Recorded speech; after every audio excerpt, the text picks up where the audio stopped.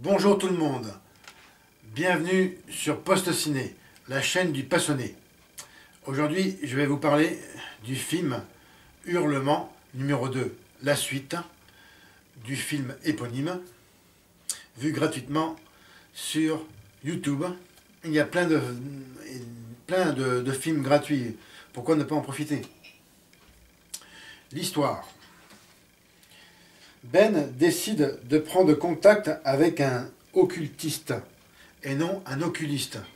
Faut pas faire de faute là-dessus. Suite à l'attaque de sa sœur par un loup-garou. Ensemble, ils vont aller en Transylvanie pour affronter la reine des loups-garous. Eh bien, quand j'ai vu le début avec Christopher Lee en intro, je me suis dit, ouais, ça a l'air intéressant. Rien que pour Christopher Lee, Monsieur Hammer, des studios du même nom. Figure emblématique des films d'horreur. Pour moi, ce type est une rockstar. Et vraiment, il assure. Malheureusement, dans ce film, c'est pas le cas.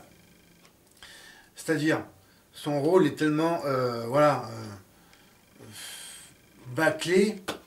Il est, même il reste Christopher Lee, mais c'est tellement, l'ensemble est tellement ridicule qu'en fait ça le plombe, ça le torpille, quoi. D'ailleurs, en jouant dans Gremlins numéro 2, il n'a cessé de s'excuser auprès de Joe Dante, qui avait fait le premier, de 1981, je rappelle, ce genre de films qui ne passeront jamais sur la TNT, par exemple.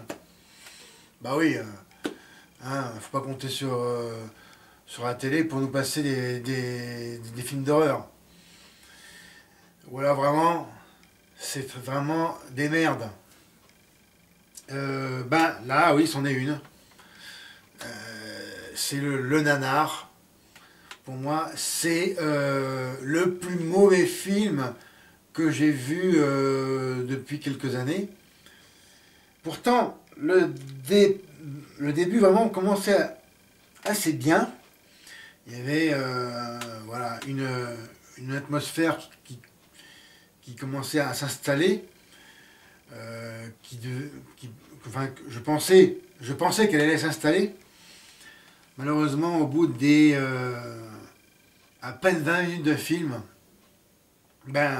c'était la couleur a été annoncée. Non, là c'était vraiment le ridicule. Malheureusement, il a fallu attendre entre 20 et 25 minutes à tout casser. Pourtant, l'atmosphère commençait un peu à prendre, mais là vraiment le ridicule, les effets spéciaux, le jeu des acteurs, malgré Christopher Lee, vraiment le tout est à jeter à la poubelle. Voilà. Il n'y a pas grand chose à ajouter, si ce n'est la bande sonore du film. Voilà, au moins qui est bonne, qui rythme bien, qui est bien rythmée, oui. Je pense que fondamentalement, d'ailleurs le numéro 2, le 3 et le 4 confirmeront que le grand problème c'est le ridicule des effets spéciaux et l'ensemble scénaristique. Pourtant, il y avait des bonnes idées, certaines bonnes idées. Par exemple, le fait que la caméra insiste sur l'ouïe ultra sensible des loups-garous, c'est-à-dire quand ils entendent le son, on voit les oreilles qui bougent. Voilà, ça c'est pas trop mal. Aussi l'accélération de la poussée des poils. Puis pour l'époque, C'est un film qui date de 1984. Voilà, peut-être pas trop mal. Hein, une caméra accélérée sur le plan des poils. Faisait un petit peu penser à un moment donné au Loup-garou de Londres, pour ceux qui l'ont vu. Mais voilà, il n'y a vraiment rien d'autre pour sa défense. C'est comme je vous l'ai dit, le pire film vu depuis pas mal de temps. Je lui donne à tout casser 5 sur 20. Et encore, je suis généreux. Et après, il y a des adorateurs du nanar, mais il y a des nanars qui sont vraiment meilleurs que ça dans le film d'horreur. Et là, vraiment, c'est beaucoup trop ridicule. La fin la fin, c'est la misère, quoi. Le titre original, c'est en anglais, c'était The Howling, numéro 2. Your Sister is a Werewolf. Et en fait, au départ, ils